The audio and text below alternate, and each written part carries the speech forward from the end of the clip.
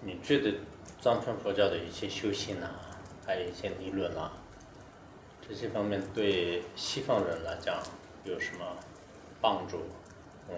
那么藏传佛教是跟其他佛教，包括南传佛教、北传佛教是一样的吗？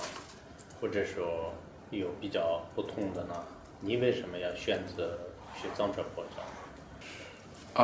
My practice is rooted in two traditions, actually, because we talk about Tibetan Buddhism. I would talk about Himalayan Buddhism, because there is still a living Sanskrit tradition.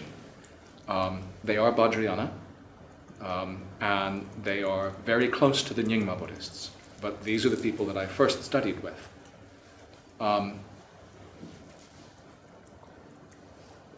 I think Mahayana is, without wishing to offend a number of my friends who are not Mahayana, I think it's the only sensible form of Buddhism.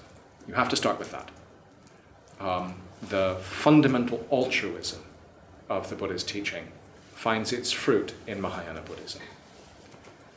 Then, within that, we have Vajrayana Buddhism. And the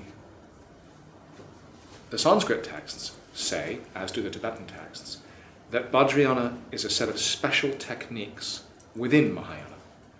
So the fundamental basis for all of this is Mahayana Buddhism.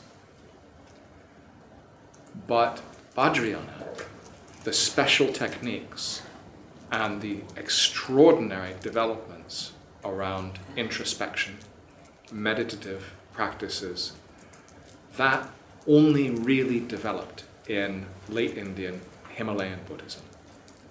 So I think Mahayana Buddhism is the natural expression of Buddhism. It's unselfish, it's generous, it's social. And that's what Buddhism should be.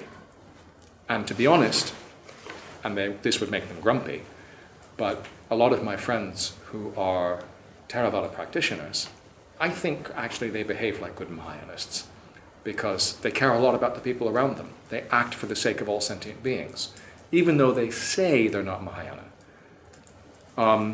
But they might not like to hear that.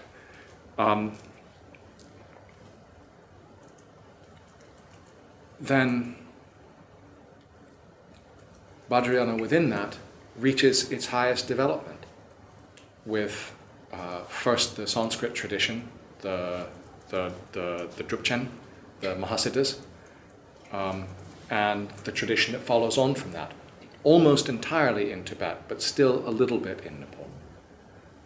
And I think that's where the most powerful tools are. That's where the highest realization of this altruism is. That's where the most mature manifestation of compassion is. So it's the obvious choice. Right now, well, no, go back 100 years. It's very easy to say, this is Tibetan Buddhism, this is Zen, right? This is Chan, this is, right, gray robe, red robe, right? 100 years ago, you could make that distinction very sharply. 1,000 years ago, that distinction didn't exist. And especially among the Tibetan schools, it was the Nyingma that worked very closely with Chan to develop really powerful, single-pointed concentration techniques. And I think now it's wonderful to see these traditions in conversation again, in part because Zen has a very good sense of humor. I didn't quite get the last sentence. I think the conversation that's starting to happen again now between the Tibetan traditions and the Zen traditions, the Chan traditions, it's a really good conversation because what Zen brings to that is a sense of humor. Zen understands in a way that I don't think any other Buddhist tradition understands, that sometimes what you need to break through to enlightenment is a good joke.